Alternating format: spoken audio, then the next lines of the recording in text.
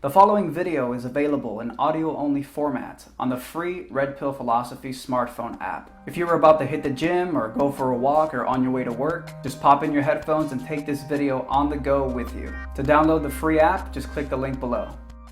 So yeah, I was on, some of my followers on Twitter were saying that you make meat eaters look bad when you go out there, you know, with a giant cow skull and a spoon and you're eating cow brain, you know, out with a spoon out of the cow's head, out there in public, standing in front of everybody. Some meat eaters think you're too extreme. What are your thoughts on that? I'm not extreme. I'm normal. They're the weird ones because they're getting, you know, some meat that came out of like a giant concentration camp that was like injected with antibiotics, given hormones, fed GMO corn, and you know, locked in a box, and then you know, shipped across the country. Yeah.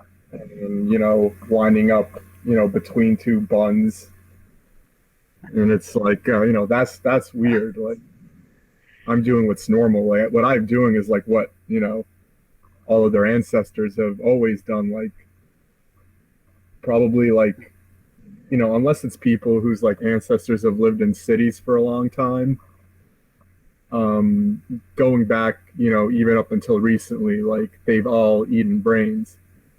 Like, even, you know, I know people whose parents, you know, still eat brains if they're from like Europe.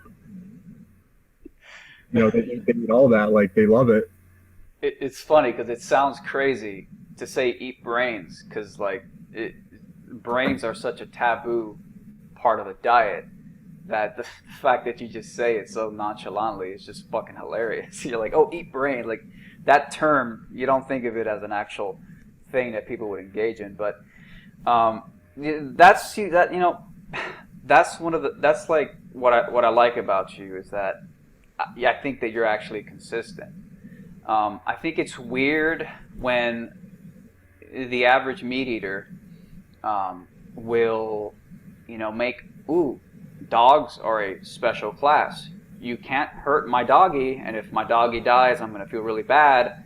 But then they say, oh, but these other species are an okay class, and then they won't, you know, they won't eat the you know, the animal raw, or they'll be disgusted by you eating brains out of the cow's skull because they need the sanitized version of the experience of eating meat. So that's one of the things. It's like, I feel like it's about being consistent. That's one of the things what I like about veganism, why I'm trying to be 100% vegan, which I know there's plenty of loopholes in the vegan diet. Like, you still walk outside, you're going to step on a bug.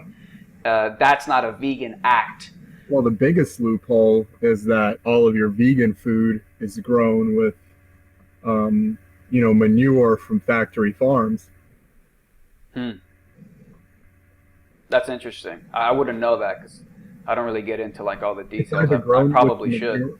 Huh? Yeah, it's either grown with manure from factory farms, or it's just straight up chemical fertilizer that's pure poison.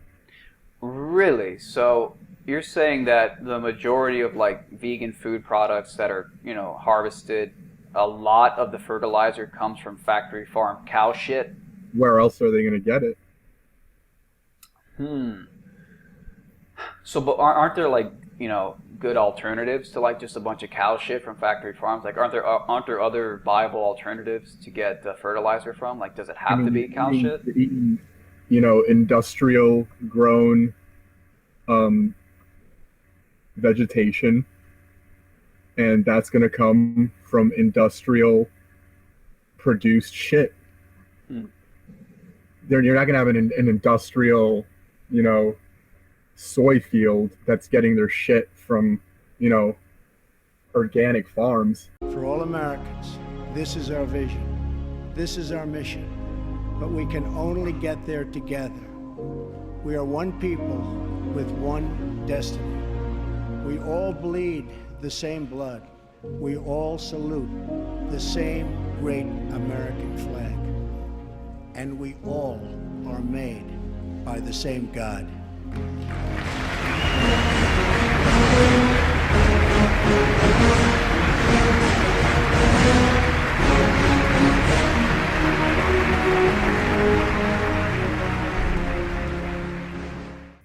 So you're basically saying that it's pretty much impossible to actually have an actual vegan diet. Yeah. Do you think Yeah. there's any merit to the fact that presumably a far less number of animals are being killed and harmed on a vegan diet than on a just unabashed meat-eating diet? That's just not true. I mean, what do you think is on the land before you put a soy field there? You know, there's like worms, rodents, you know, all the stuff you don't see, insects, everything, and they're all dying. Yeah. They're not dying It's true. when you put a bunch of cows on the land to eat grass, but you're exterminating. You know, it's just death is everywhere. I mean, it's just absurd to think you can avoid it.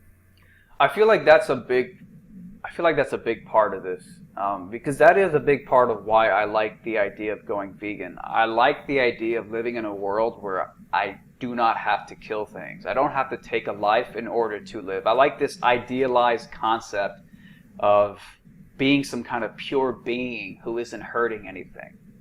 You think that's just naive? It's just impossible because you can't have life without death. Huh. I'm just processing what you're saying. It is interesting. It's always been a loophole that I'm very aware of, and I always thought it was silly that other vegans could actually think they didn't have any blood. I really think some vegans walk through the world thinking they don't have blood on their hands, but we all do in one form or another. I Yeah. think it's much worse with veganism. It's what? I think it's much worse with veganism In what way? because let's say, first of all, you know, all the manure is coming from factory farms.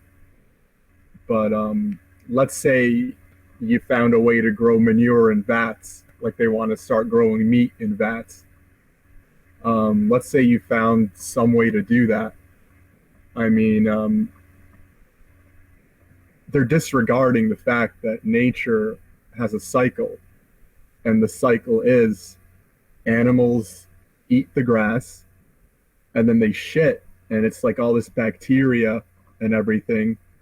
It's going back into the soil, and there's like a bacterial cycle that breaks things down and makes them digestible for plants, and then it lets the plants grow. And it's like we've kind of with civilization, we've kind of like fucked all that up, like because like even with like, it's like they take the shit from the cows and then they ship the shit to another farm, and it's like you're taking from one area and putting it into another, and then the food is being shipped somewhere else, and it's like the soil is being depleted, and it's like breaking a natural cycle. And like all this damage we've done to the soil with like pesticides and all that. Yeah. The only way you can fix that is with, you know, animal shit, because the bacteria in the shit, it like breaks down the toxins, and it like heals the land.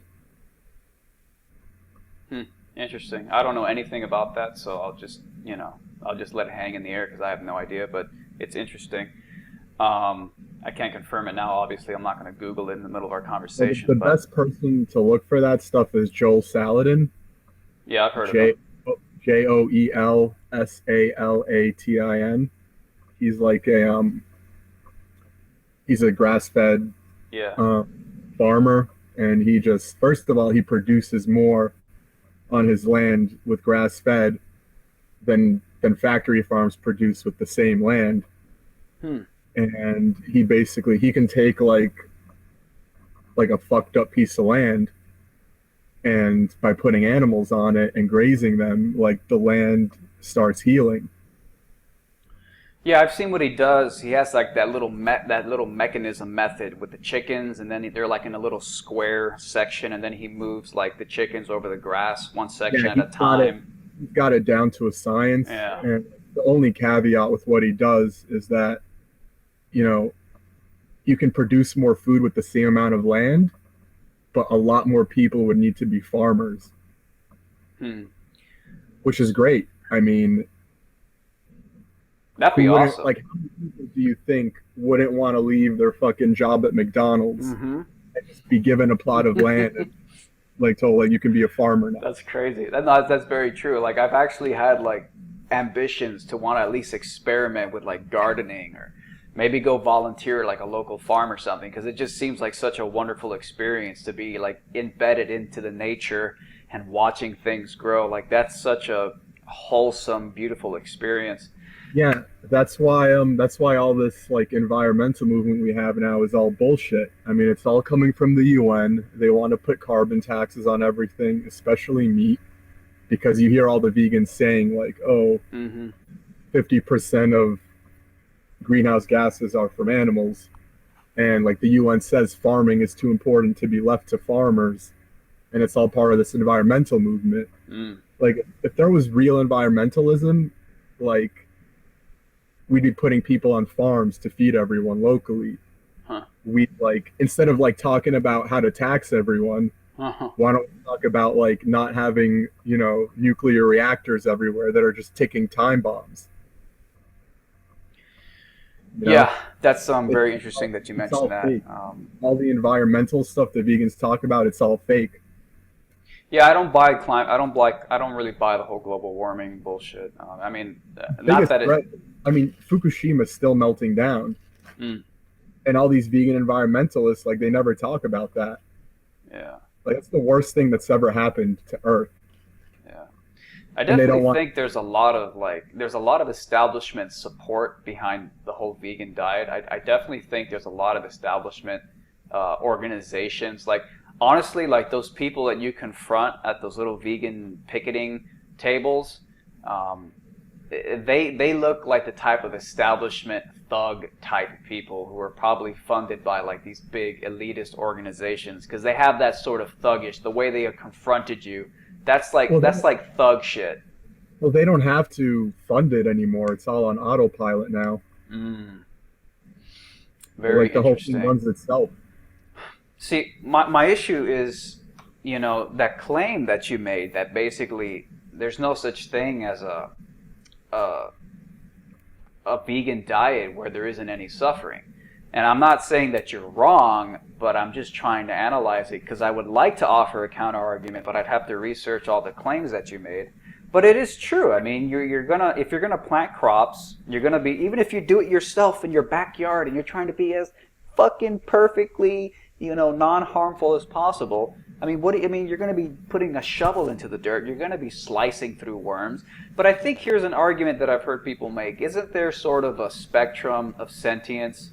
Don't worms presumably have much less self-awareness and capacity for suffering than a dog or a pig or a human? And if that's the case, can we use that as a basis for justifying, on a vegan diet, killing some of these lower level sentient beings in order to, you know, maintain our little vegan, non-harming lifestyle? Yeah, this is the whole beauty of the whole agenda, because when you start going down that road, one of the main things behind the agenda is there's too many people on Earth. So we have to start culling, and it's already happening clearly. The birth rates are going down and everything. It's not by chance, you know, people are going infertile. And, you know, if you listen to like Vegan Gaines' talks about all this stuff, he's really into like sterilizing people and all that. Hmm. And this logically takes you down a road of like, who has the right to breed? Because you're creating hierarchies of like sentience, or, you know, what are you contributing to society and all of this? And it's like, Huh. who do we think we are to like say this life is better? Like, why can't you say, you know, Bill Gates is better than you, so why shouldn't, you know, he have your liver if he needs it? But it doesn't even matter to you either way, right? Because you believe in sort of a wild, wild west, anything goes. No, I mean, I I'm against civilization. Uh-huh. So I'm totally against that. Right, but in this sort of ideal tribal world that you'd like to live in, I mean, wouldn't Bill Gates's, vaccine depopulation program, if isn't that basically just the same shit that would happen on a local tribal level, like tribes infighting? Wouldn't that sort of mass scale genocide just be a more elaborate version of the same fundamental tribal warfare that's been happening since the dawn of time? Like, is there really a fundamental difference? Is one better than the other? Is one just more Yeah, elaborate? well, one is much better because right now we're destroying the planet and they weren't. Destroying the planet in what sense? Well, Fukushima's still melting down. Huh. Pesticides are everywhere. They're fracking. The oil is going into the land. Oil spills. I mean, you can't, the list goes on and on. I mean, the bees are dying. Interesting. Yeah, I keep getting hung up on this thing, what you were saying earlier about, like, there's no such thing as a vegan diet that doesn't have blood on its hands. Because there's always Well, they're going going to to be come harm out with involved. that soon. Believe me, it's going to be an all chemical diet. Huh. Well, They're yeah, gonna get- there's all that they're gonna petri get rid of dish, everything petri natural. meat. Huh? Like, have you read A Brave New World? I haven't, but I've heard a lot about it. I mean, if you don't want to read the book, you can just watch the movie. But in the beginning, there's a scene where they're like doing conditioning. They're basically brainwashing the citizens of the Brave New World. And part of it was like, first of all, it was a vegan society.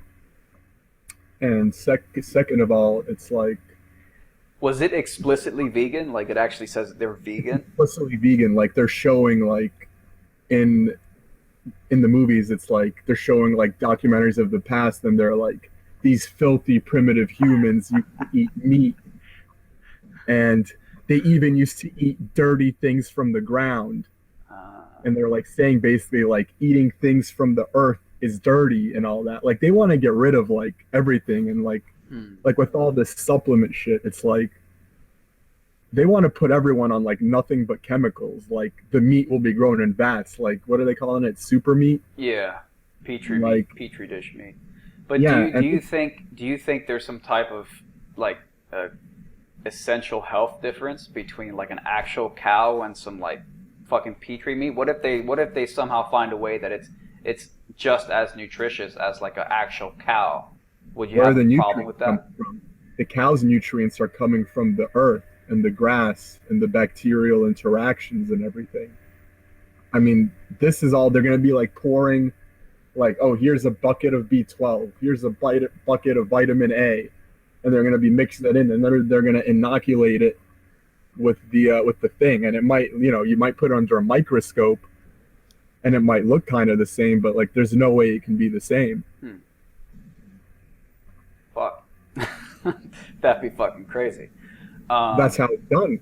That's how they get the nutrients in there. They synthesize it in a lab from petroleum, and they get, all right, here's our, they pour all these vitamins in a vat, and then they inoculate it with the stem cells or whatever, and then it starts, the meat starts spreading and fills up the vat, and they're like, oh, here, this is just as good as real meat, even though we just poured a bunch of chemicals in a bucket.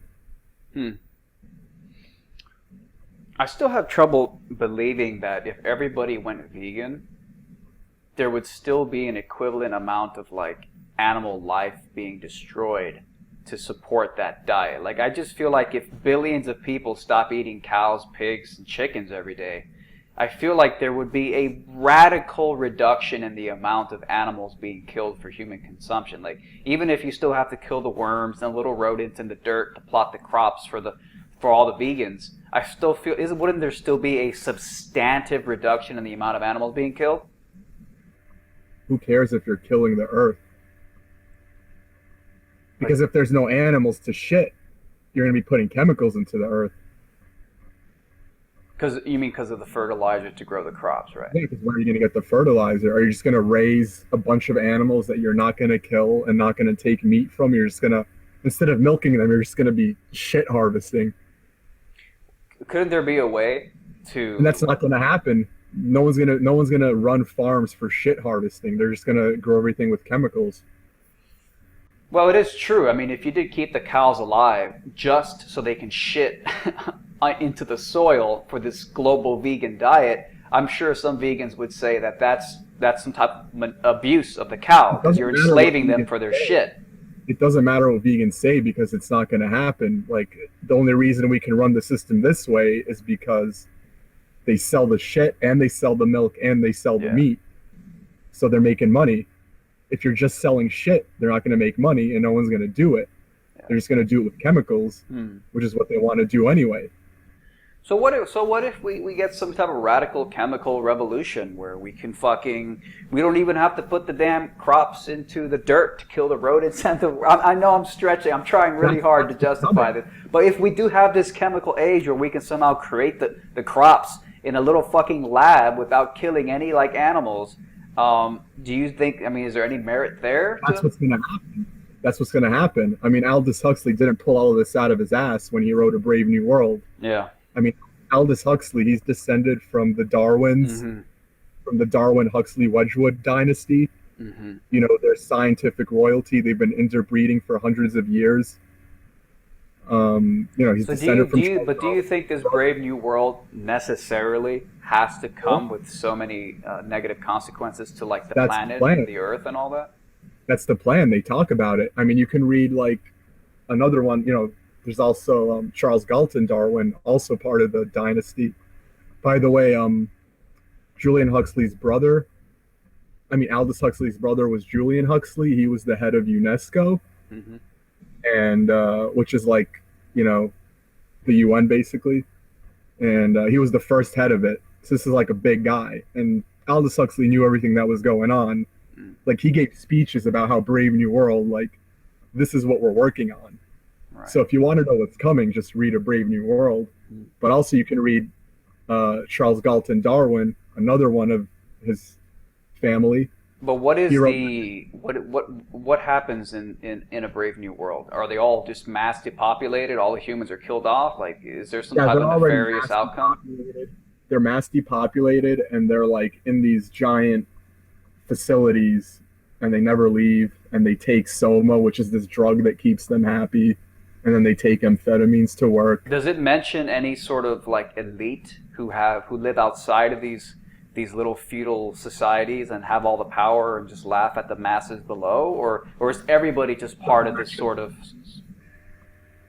It doesn't mention the elite. It talks about the highest level managerial class, though, and you can see the daily workings of the highest level managerial class and like all the things that are forbidden to the lower classes.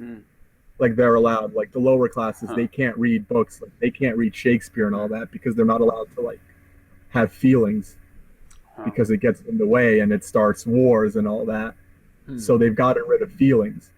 But like the managerial class, they have the libraries of all this stuff and they're allowed to feel and everything.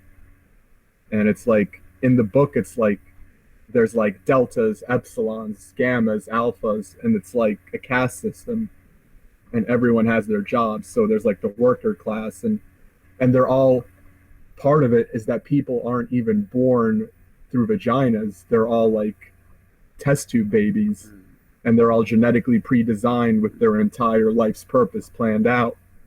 So what exactly about that potential future bothers you? Because it's not life. It's not even, it's nothing. You're just, it turns people into just robots to serve their masters. Right. It's the end of humanity. But do you think that necessarily has to be the outcome? Like, what if we can keep the lab grown vegetables without fucking killing rodents and worms in the dirt, without the fucking tyrannical sort of systematized, sterilized death of the human spirit? Like, what if there was a way to have both? No, we don't have a say. Like, this is the plan. Like, you read The Next Million Years by Charles Galton Darwin from 100 years ago. Like, everything he said has come true. So you just think it's inevitable. Like, every step we take towards this fucking vegan chemical utopia. It's just going to take us to a brave new world, basically. Unless something destroys society before it happens. So why can't we just why? I mean, I guess you're just convinced that every step in that direction is just part of the overall plan, and that we have no control over it.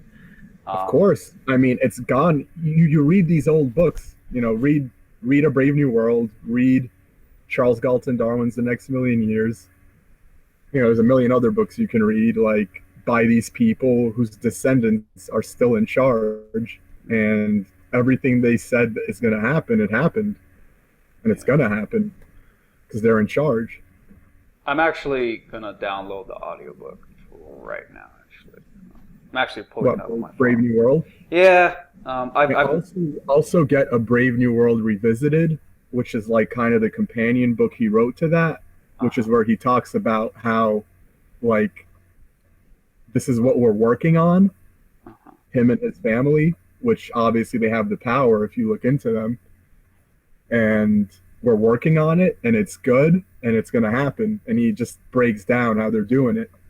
Cool. So I will check that out. I've been wanting to read the book for such a long time, but I never actually got around to it. So I will take a look at that.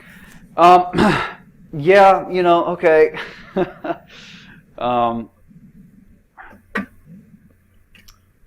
Sometimes I go silent.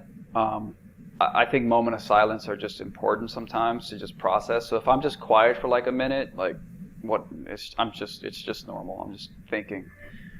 No, that's good. We don't get enough silence. Yep, I agree.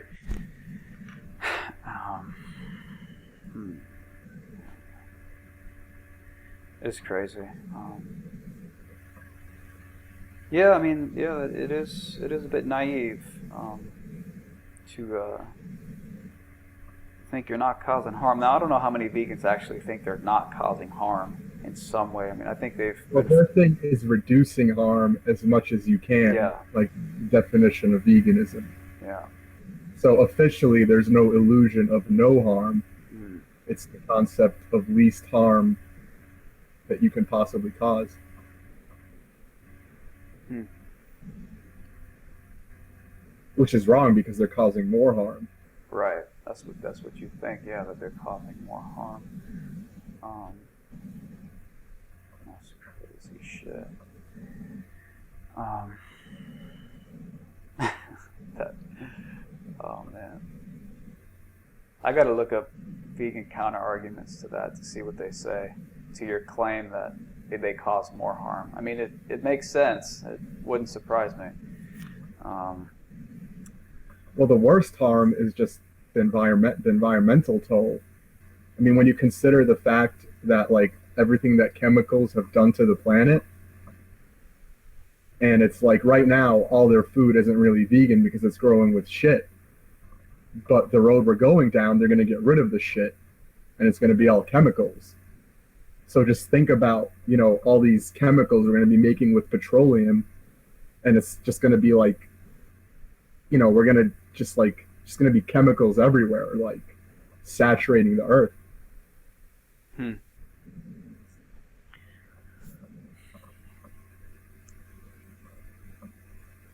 What do you think about like the average meat eater who, some of them were saying that like you give meat eating a bad name? What do you say to them? I mean, average meat eaters, they're not meat eaters. I mean, the average meat eater, most of their diet is vegan, first of all. Not even the average, like, you know, 99% of meat eaters in America probably, most of their diet is plant foods. Right. And chemicals. Right. So I don't even consider them meat eaters. Right. Like, I eat tomatoes once in a while. Like, am I vegan? Mm. Like, I juice celery and stuff sometimes. Like, am I vegan? Yeah. I think it's do you feel like I guess that's not really the question. Yeah.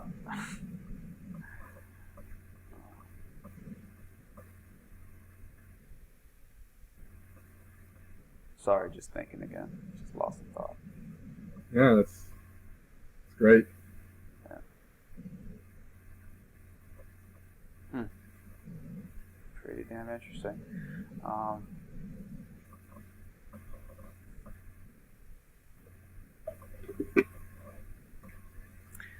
So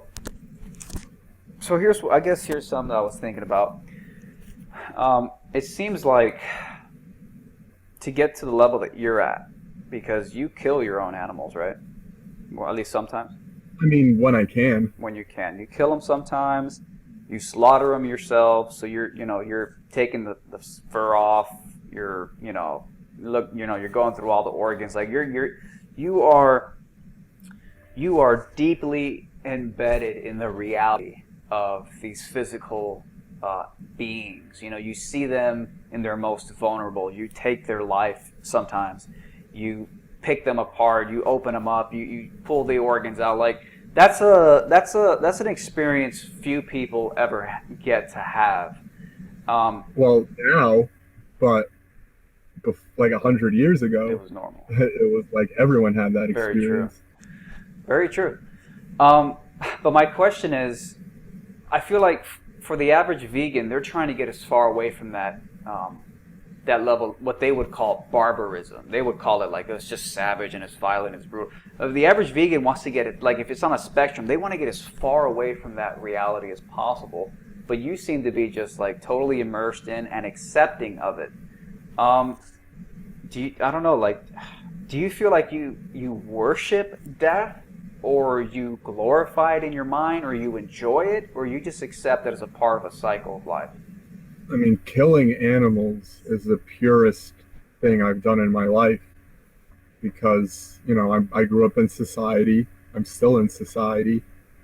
And it's like the only time I felt really connected with nature is killing and butchering an animal. Huh. That's very interesting. Other than that, I'm on my computer all day and, all that. But it's like when I'm doing that, it's like I feel alive for the first time. Mm. Do you feel like it's sort of like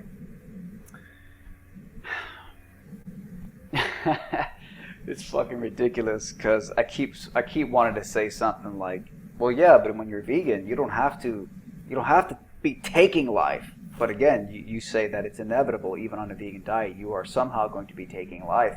And I guess that's part of the problem, because if we do kind of move into this Brave New World era where everything is super sterilized and we're very detached from the, quote, primitive nature world that we all came from, it seems like we're going to be losing a part of who we are, in a sense. We're going to be losing that sort of primitive, basic, just kill or be killed life cycle thing. And I wonder if by rejecting that fundamental part of where we came from over thousands of millions of years, I wonder if we're losing something fundamental about ourselves that's good, or I wonder if it could be a bad thing. I wonder. Yeah, we're losing what makes us alive, because everything that's alive kills. But we just, get a proxy to do it. Yeah. I do think that's very, I think it could be very hypocritical. I think it's weird. Like, I think if you eat meat, but you hire somebody to do it because you are incapable of witnessing it or doing it yourself, I feel like you're a hypocrite. And I mean, it's the same with plants. I mean, how many people, want to go pick strawberries in a field and get cancer from pesticides like all those Mexicans do? Yeah, but I think there's a subtle difference there, because it's, yes, getting cancer from pesticides. I don't think anybody, that's true. Nobody wants to do that. Yeah, okay. Well, yeah, that's a good point, I guess. I guess, are you necessarily going to get cancer from pesticides if you go and you plant some crops somewhere? Like, you don't necessarily have to potentially get cancer. Like, it doesn't have to be a negative experience. No, but like I said, first of all the shit is coming from factory farms, and then apart from harming the Mm, animals, you're also harming the humans mm, that are. First of all, they're third worlders. They're getting paid shit wages. I mean, like, look at banana republics. Like, what's a banana republic? How many nations have like been taken over by cartels mm. to grow the food for us in the first world, and they're like under an iron fist Yeah. over bananas or avocados or whatever it is, Mm, because it's like because you can't grow that shit, you know, in America or Canada. right. You can't have fresh fruits and vegetables. Like all that's coming from the third world. Yeah. Huh. Um, so yeah, I mean, going back to, well, yeah, I mean, but yeah, well, yeah, I can't, when it comes to the negative um, instances of farming, because I think farming naturally, like if you go to your backyard and you just plant some crops, like that's a very nice experience. Like I don't think anybody has trouble planting a fucking, a tomato plant, but fucking slitting an animal's throat, I think the average person would probably have a lot more trouble doing that. Then again, that might just be because we're conditioned out Well, of it. their grandparents didn't have any trouble doing it. Yeah, exactly. Yeah, it would be normal to them if they just were brought up with it.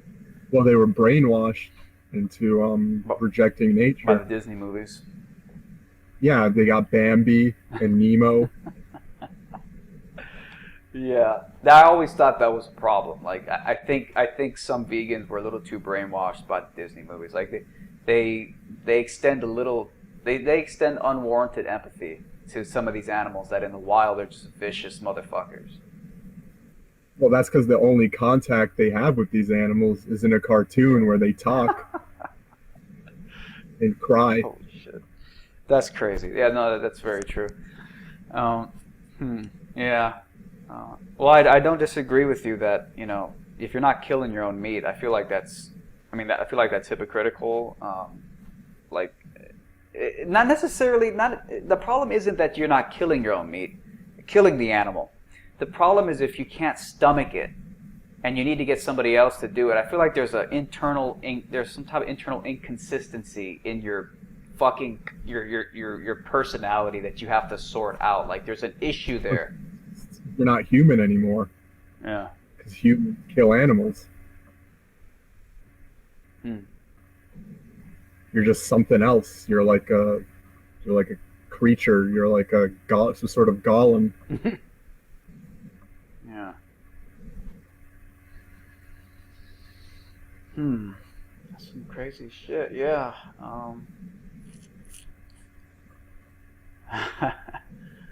Man. Wonder what the average vegan would think if they realized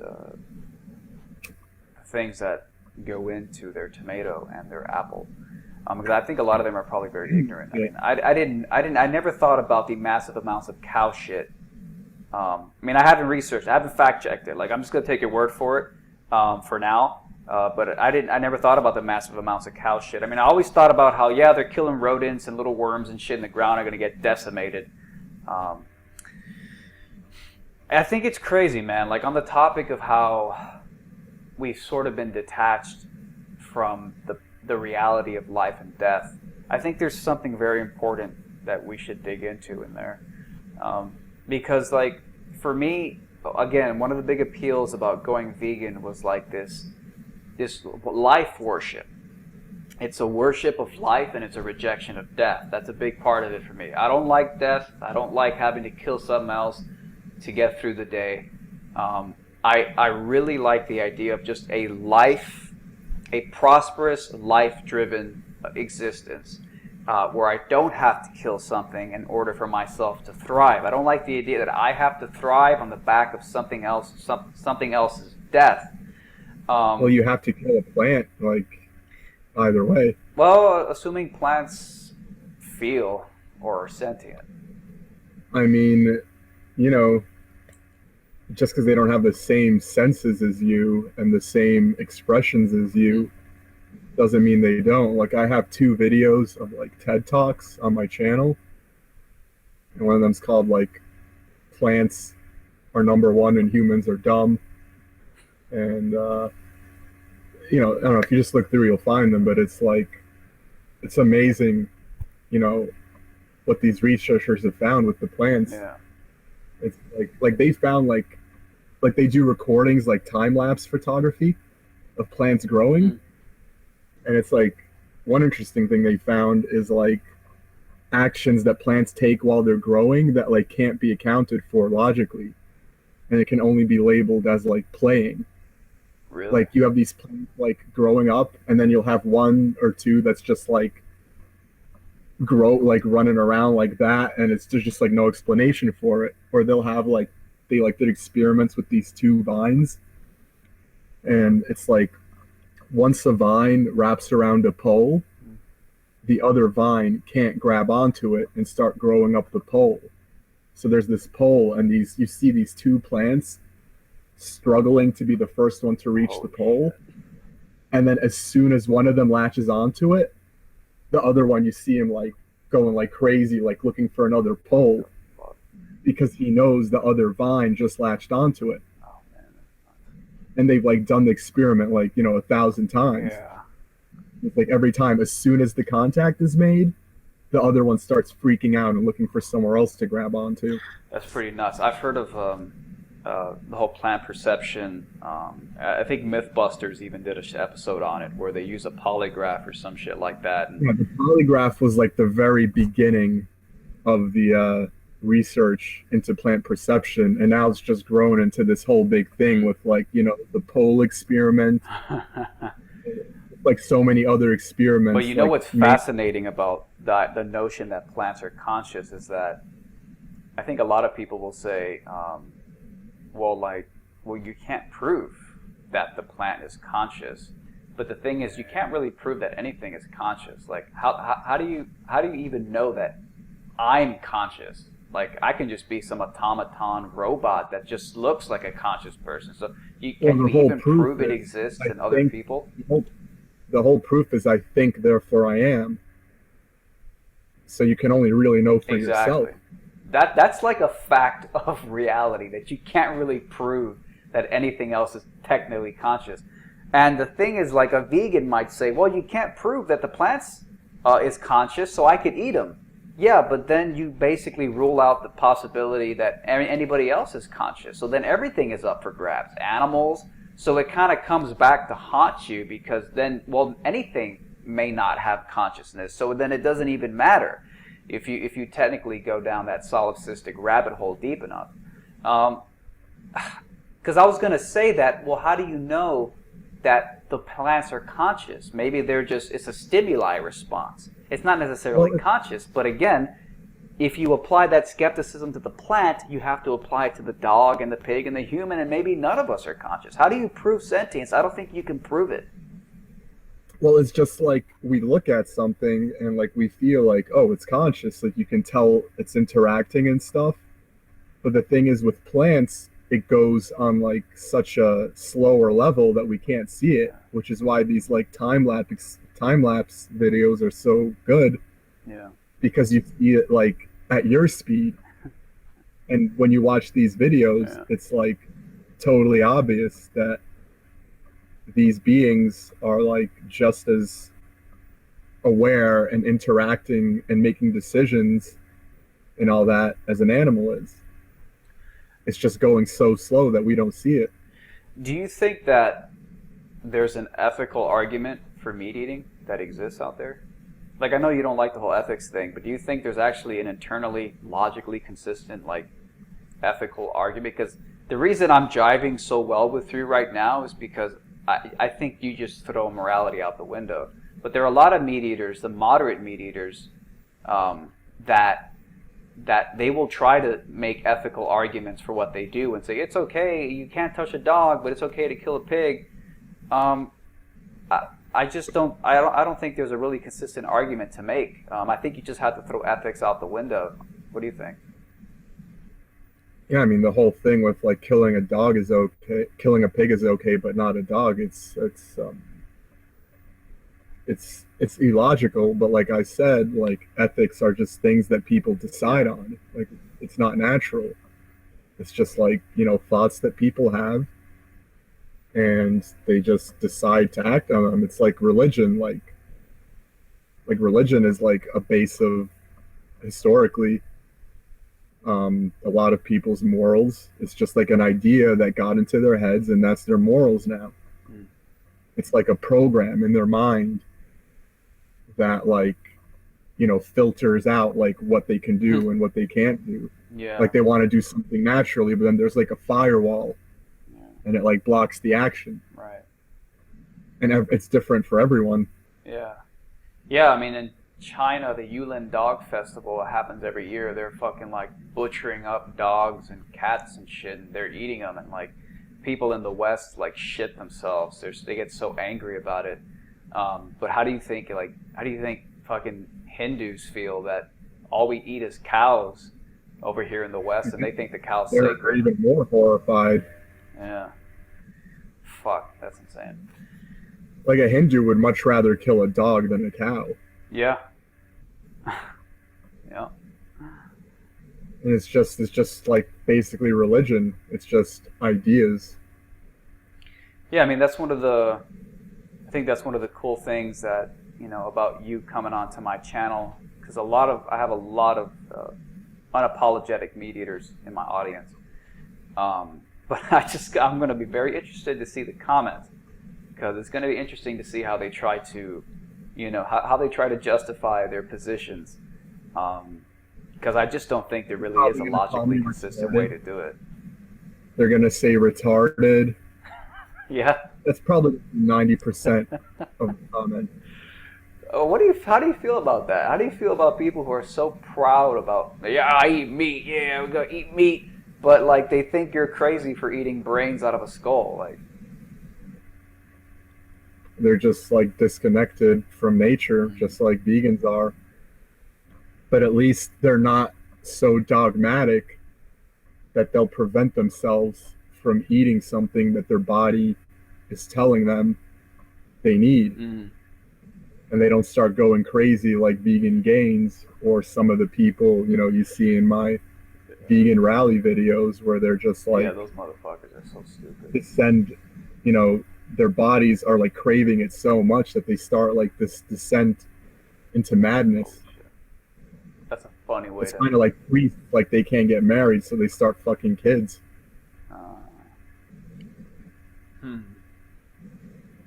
Interesting. It's like when you block something natural, like you're gonna have consequences. Yeah.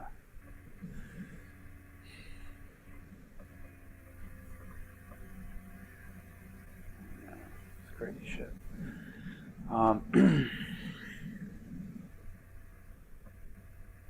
Yeah, the whole part about like life cycles, life and death, and being in touch. Like you said, you never. I think you said. Did you say you never feel more alive than? I don't know. I don't know if you said it, but did you say you never feel more alive than when you're like, killing an animal? Did you say that? Yeah, because the rest of my life is like on a computer. Huh. What do you think gives you that sense of aliveness? Is it because you took an animal's life, so that kind of like fills you with something, or is it just because you're doing something different? It's because I'm doing something natural. Natural. So And it's also not just like taking a hike. It's like, you're taking a life, not taking a hike. So it's like, if you go take a hike, that's kind of like, you're kind of like doing a line of coke, but when you take a life, it's like you're smoking crack or like shooting up coke. It's holy shit, man, that's nuts. because it's like much more powerful experience. That's crazy, because that's literally like, I mean, speaking for myself, but probably the average person, like, it sounds crazy, right? Like that's what mainstream society they would use the word kind of crazy to describe that. Like you get a rush from taking a life. Like I'm not condemning you, but I'm just like thinking what people. It's the opposite of a rush. It's like a calming sensation. It's like I just kind of feel like my soul connecting to the earth or something. Really? Do you think that's like just some random perception that you have of the experience, or do you think that there's actually like a spiritual thing happening when you do this? Of course, it's spiritual because the animal has a spirit, and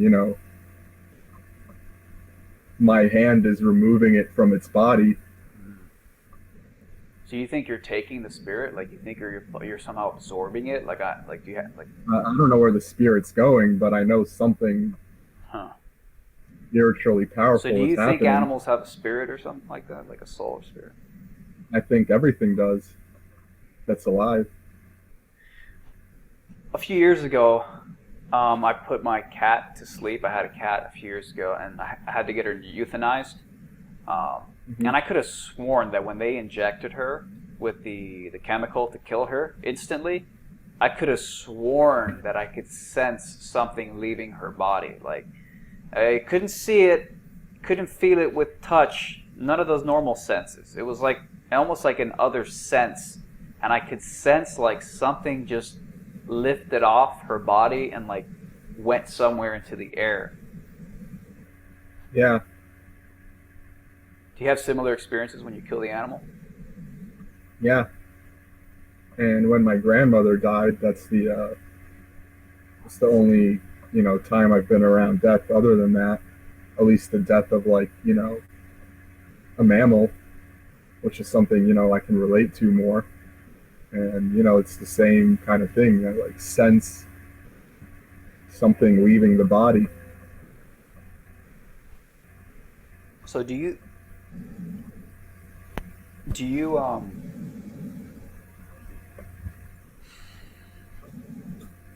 you have any broader like spiritual views, like like do you think there's a God or eternal life, afterlife, anything like that? Um, I mean, I can't really say. I just know that like in nature everything's perfect.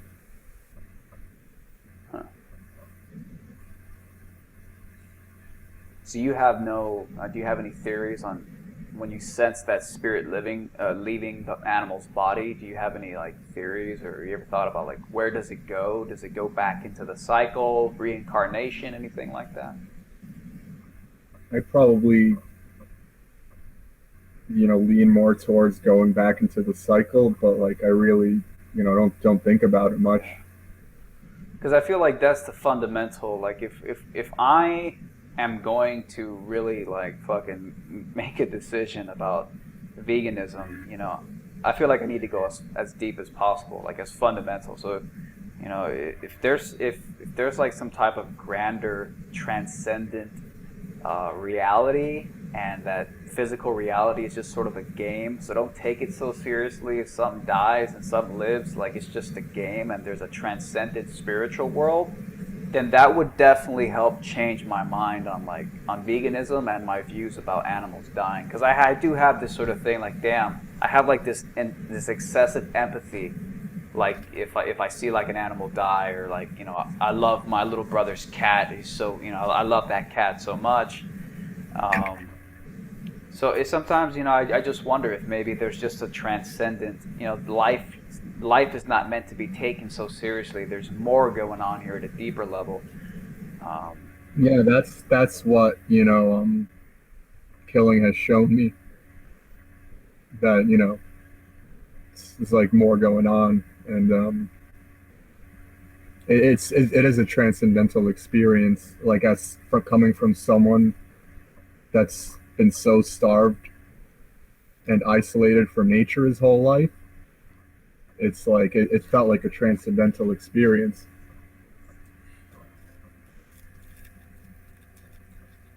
And I imagine that primitive people, they just 24/7 is like transcendental experience. Like we can't even imagine what consciousness is like for them, because we're all just in like we're basically in the matrix already.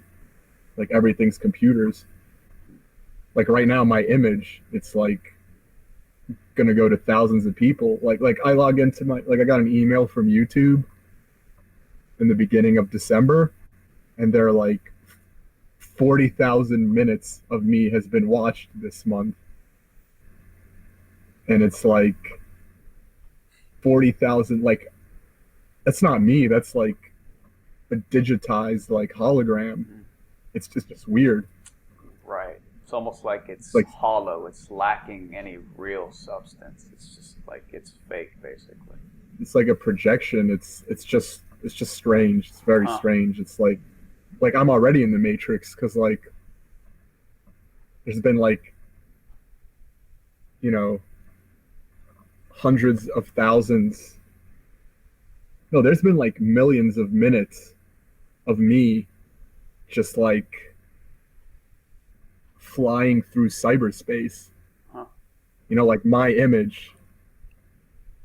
It's just weird, Yeah. and it's yeah, it's just weird to think about, Yeah. and it just feels weird. That is Like no, that's but all I that can. is interesting because, like, what's the opposite extreme of our modern technological age? The opposite extreme is like being out in nature, killing your own animals, presumably.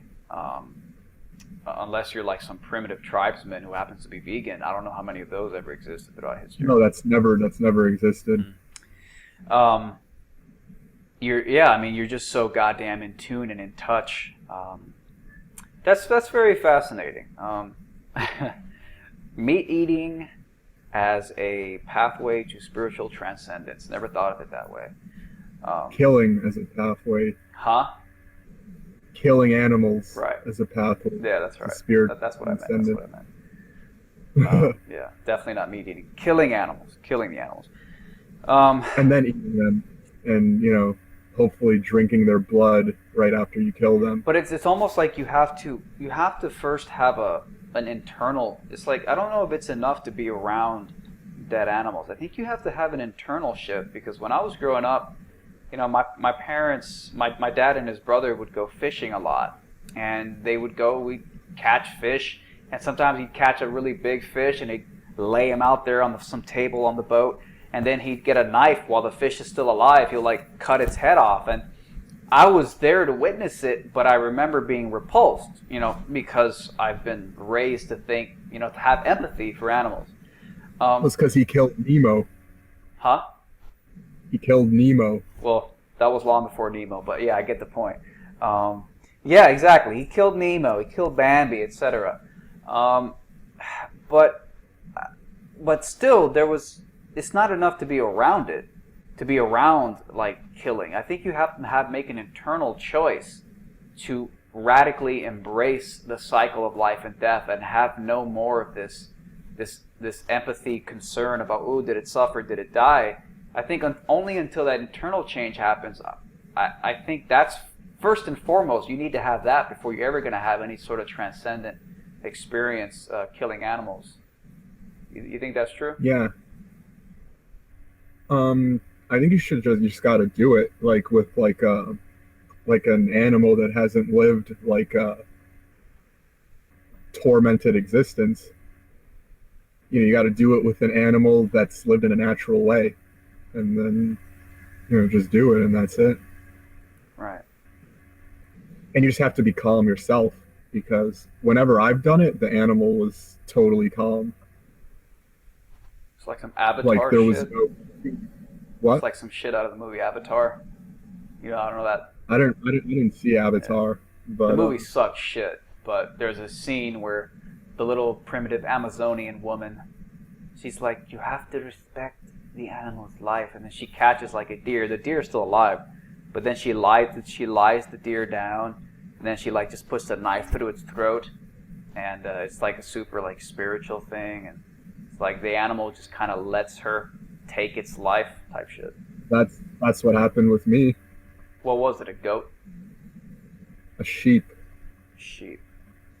Could you walk us through The that? second slaughter I did, I have to fully disclose. The first slaughter I did was totally clean. Like, I just cut its throat, 2 seconds, there's no life in the body. The second slaughter I did, like the fur was so thick. Like the first slice I did, the knife didn't even go through it. Like I cut it, and I like me and the farmer were like what's going on here? Mm. and like the knife didn't go through at all because of the wall. Did it slice any? No, nothing happened Oh shit. the first slice, and then the second slice I did, it went through, but like not all the way, Uh, and it was kind of a botched slaughter, hmm. but so it lasted like 2 minutes instead of 2 seconds. So what, it But takes 2 seconds for just enough of the blood to gush out that it just dies instantly? the blood, if you get a clean cut, the blood just shoots right out. It's like like a bunch just shoots out, and then the rest of it just kind of drips out Uh, because like there's so much force with the heart. It just like shoots out, and it's like it like the blood just like plops into the bucket. yeah. It's Um, big. It's like you took a jar of water and just like turned it over. It just like comes right out. right. When I was young, maybe 12 years old, here in Miami, the Hispanic Cubans, we celebrate for Christmas Eve. We have something called Noche Buena. It's basically the Christmas Eve celebration. And usually they celebrate it by eating a pig. And it's very common that the night of the celebration, when all the families gathered, they were literally the whole pig. Obviously, it's been gutted, but the whole pig, its head is there. It'll all be laid out on the table. I grew up around that, always seeing literally the pig with its pig head right there. But one time we decided that we wanted to go get the pig ourselves from some like under the table like slaughterhouse in the middle of the fucking woods somewhere. And we went out there, and they were killing pigs. And what they would do is they would drag the pigs out, they would hold it upside down by its legs, and then some dude would stab it in the heart. And usually the experienced guy would stab it and the pig would die fairly quickly. But one time they decided to let the young new guy stab him in the heart. And for probably 2 to 4 minutes straight, the noob was just stabbing endlessly into the pig, kept missing its heart. It must have been 4 minutes just stabbing the poor thing in the fucking torso over and over again, just missing. It was so fucking crazy to see that. In fact, I didn't even eat pig that year because I was so disgusted. Like, I always ate it, without a problem. Tasty little pig. But the one year that I had to go see it for myself and witness it, the next day I saw that pig and I just got sick. I just couldn't fucking do it. Which I've always taken that as sort of like evidence that, if you really had to see the reality of meat eating, you probably wouldn't eat meat. Well, if it was in nature, it would have been 40 minutes, not 4 minutes. Yeah. You mean if it was like a fucking buffalo and a tiger? Yeah. Yeah. Those are the worst videos. Well, that's nature. Man, it's crazy to think that I've been conditioned to reject natural shit, just nature. Like, I have such a bias towards those videos, to these experiences. Like, it's such a knee-jerk, oh, that's bad, that's terrible, that's horrific. That's what veganism's all about. It's anti-nature. Huh. Because they wanna protect a dog that, if you let it run around, it would, eat, it'll eat its prey alive. It'll take a lot longer to kill it. Like, they want to extend the rights that they don't want to give. Yeah. It's like cats. Cats are vicious little fuckers. That's like everyone's cat. If they let it run around, like, they'll see it torturing something. Yeah, my younger brother's cat just fucks with lizards all day. It just catches them, plays with them, lets them run away on purpose, then pounces again. It's fucking demonic. Just like hours of terror. Huh? Hours of terror. Yeah, it's pretty fucked up.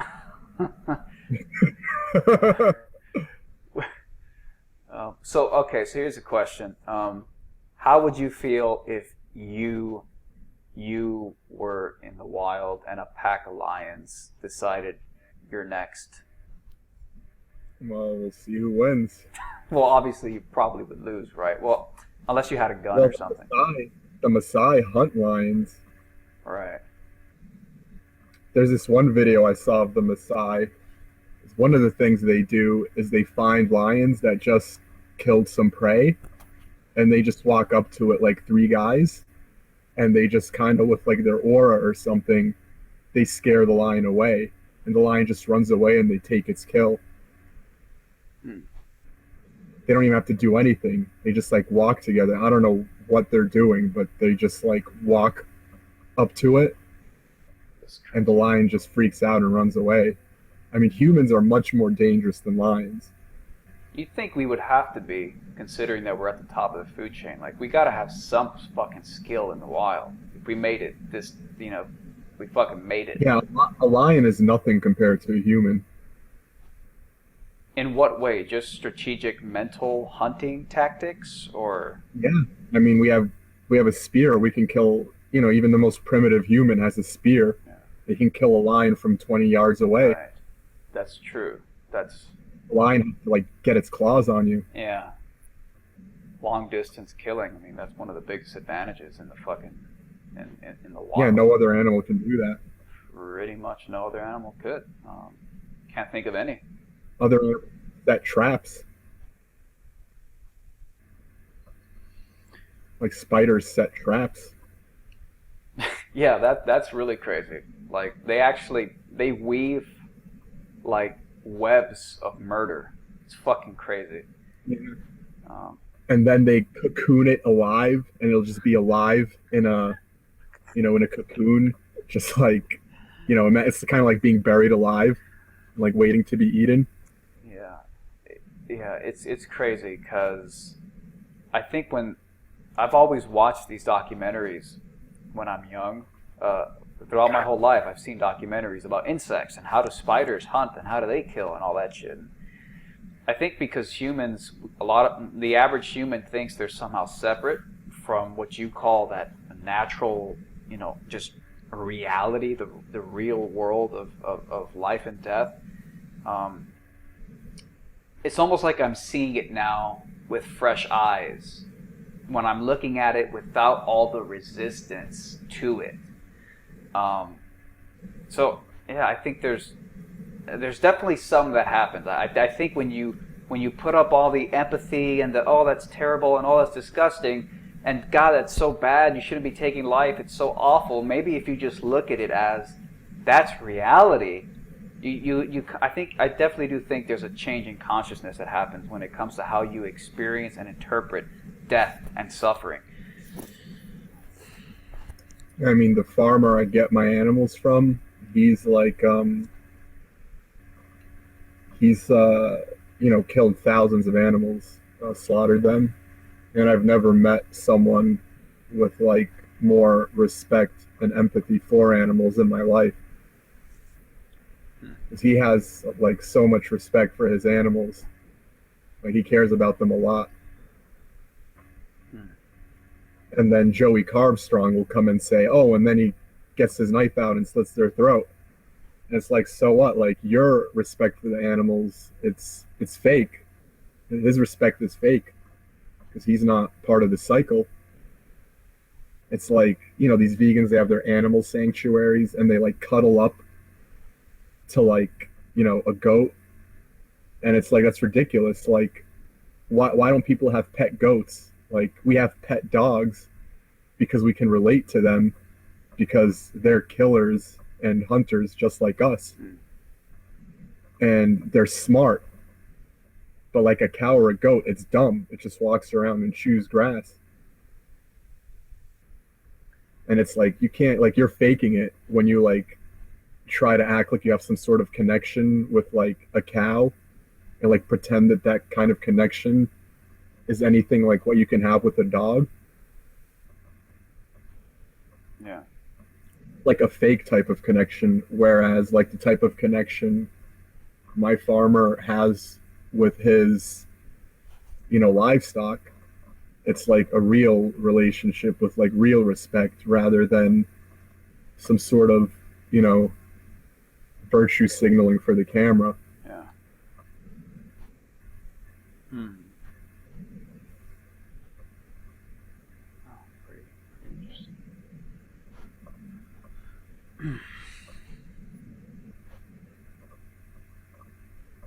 That's pretty. It's been a pretty good conversation.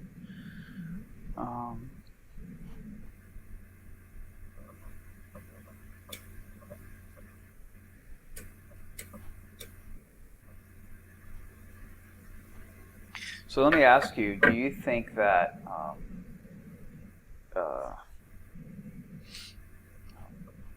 so if taking a life, you feel some type of positive experience from that? I mean, It's the best experience of my life. Best experience of your life. Do you think it's possible to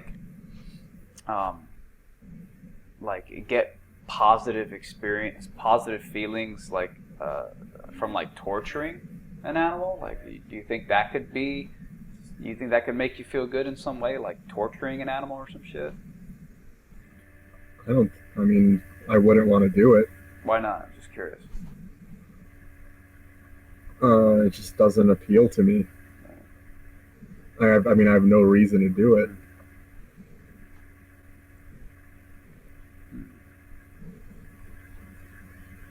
Like when I'm killing an animal, my goal is to, you know, kill it as quickly as possible. Right. You just do it for nutrition, basically.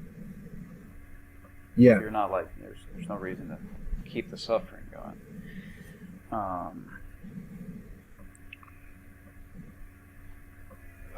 man. Yeah. So, would you ever feel obligated to, like, let's say you heard like a dog next door like squealing and crying, and it sounded like it was suffering, like somebody was just beating it up or stabbing it or something. And it turns out that the guy next door was some dude who, like, it's his fucking religion or it's just his hobby to torture animals. Would you ever feel and act upon, like, would you ever try to prevent the suffering of another living thing? Not unless it was like within, you know, my sphere of life, you know, the sphere of my, you know, my domain of existence, like family or something. What if it's some dog next door that you don't know, but it's being like tortured? I mean, first of all, like, you know, I don't want to, like, first of all, if some guy's torturing dogs, like, I don't know if I want to fuck with him. Right. And I'm not gonna, you know, in any way put myself in any danger to save a dog. Like, that would be ridiculous. Is part of that because you don't think the dog would ever care enough about your life?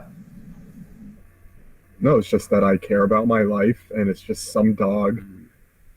So, you know, fuck it. Like, I don't really care enough. Right. I'll be like, you know, this guy's some sort of freak. And so empathy, you know, like empathy for other living things other than like your immediate circle. Like you don't even waste time on like that kind of empathy. Like you just don't even like care about it. I might feel something, but I wouldn't do something. So you would actually have a feeling of what? Like sympathy, sort of, like you would feel.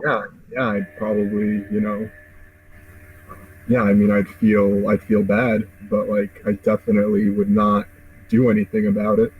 And the only reason you wouldn't do anything about it is just because you don't want to, like, it's just not worth risking your own life. Like, what if you didn't think the crazy psycho dude who was torturing the dog, like, what if you didn't think he was a threat? Would you then maybe try to stop the torturing? That's inseparable. Like, someone who's torturing dogs is a threat. Like, right. That's a dangerous person. Okay. So it's pretty much that you don't want to put yourself in danger is basically the reason you wouldn't step in. yeah, I would put myself in danger for someone I cared about Okay. or my own dog. Okay. Do you have a dog? No, Do you have any pets right now? no, Have you ever had pets? no. Oh wow. I had fish, and then one of them ate all the others, and that was my pet experience. Wow. But I love dogs, Okay. and I'd like to have one, but I don't want to have like some stupid little, Chihuahua. Teacup dog. Yeah, I want to have like a big dog, and I want to be in nature when I have a dog because I wouldn't want to subject my animal to this existence. Right. Um. Okay, man. Well, I think we've gone long enough for now. Um, yeah, very good conversation. I got a lot of stuff to think about. Um, Hmm. all right. Anything Yeah, else you'd like to say? let me just go over some quick nutritional stuff. Um, there's three main studies that all of these vegans always talk about. One of them is the Caldwell-Esselstyn studies. First of all, if you read the studies, it says in like all studies have like a section of like limitations of the study. It's set the Caldwell-Esselstyn studies. That's like when they say veganism is the only diet that's been proven to reverse heart disease. That's the studies they're talking about, is the Caldwell-Esselstyn studies. And when you look at the limitations, there was no control group. So if you know anything about the scientific method, you can't prove something in science without control group. So right off the bat, it's not science. Second of all, in that study, there was about 200 people in the entire study. All but 22 of them were on cholesterol lowering medications. So, first of all, how are you going to credit veganism with the healing if, everyone was on cholesterol lowering medications and almost all of them had surgeries to fix their arteries? So that study is like not proof of anything for many reasons, and others besides those. Okay. The other main study is the Adventist Health Studies. I mean, they just flat out lie about this study for some reason and get away with it. If you actually read the studies in the Adventist Health Studies, there's three groups. There's pescatarians that eat fish, dairy, and eggs. There's vegetarians that eat dairy, eggs, and plants. And then there's vegans. All three of the groups did better than the average American in terms of their health. However, delve into a little more, actually read what happened. Vegans did the worst out of all three. Vegetarians were second place, and the pescatarians were first place. So if you actually read the studies, veganism's the worst, even though everyone in this study did better than the average American. But Okay. according to the study, veganism's the worst. Okay. And the third study, what is it? I can't even remember. If you go to my channel and go to the Vegan Liars series, I show you the study and show you how like what they say about it is a lie. Here's another quick one that I came across yesterday in my comments section. All the vegans always talk about this. Only herbivores can get atherosclerosis. This just shows how little fact checking vegans do and how they simply repeat things. All you have to do to know that that's not true is go to Google and type in cats atherosclerosis or dogs atherosclerosis, and you'll see that our cats and dogs get atherosclerosis just as much as we do. And they get it when we feed them grains, which is the same reason we get them. So it's just a flat out lie that they keep repeating. Only herbivores get atherosclerosis. Easily verifiable that it's not true. Like 5 seconds on Google. Okay. I don't know. Go to my channel. Like I go over these little things all the time. Cool. All right, is that basically it? Anything else you want to say? I mean, obviously plug your channel. I guess people know. Just let people know the name of your channel. It's Milk Jar. I mean, I'm sure you can leave a link in the description. Yeah, I'll do that. And go there for my channel. All right. Okay. Well, everybody, thank you guys for watching. And Milk Jar, thanks for the conversation. Maybe we'll do it again. And Yep. all right, brother. Well, Yeah. I'll talk to you later, man. It's been a pleasure. All right, man. Good night. Laters. Bye.